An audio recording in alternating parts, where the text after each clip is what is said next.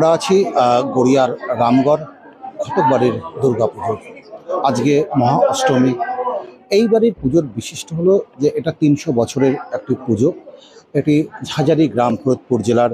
সেখান থেকেই এই পুজোটাকে ওপার বাংলা থেকে দেশভাগের সময় কিন্তু এই পার বাংলায় চলে আসে।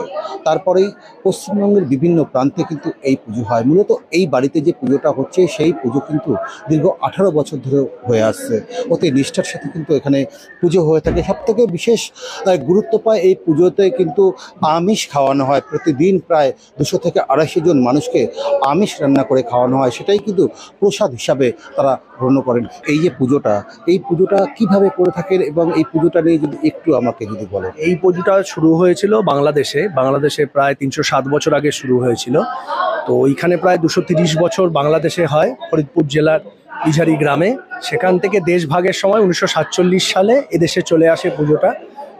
তখন পার্টিশনের পর আমাদের এপার বাংলায় শুরু হয়। এপার বাংলায় এটা 78 বছর হচ্ছে।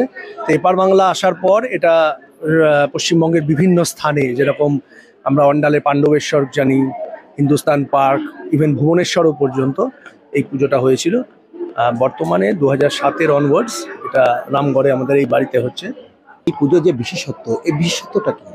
এটার একটা বিশেষত্ব হচ্ছে আমাদের প্রতিমার দিকে যদি আপনি একবার তাকান তাহলে দেখতে পারবেন এপার বাংলার অনেক পুজোর মতোই এপার পুজোতেই এখানে হচ্ছে পুরোহিতের ডান দিকে গণেশ।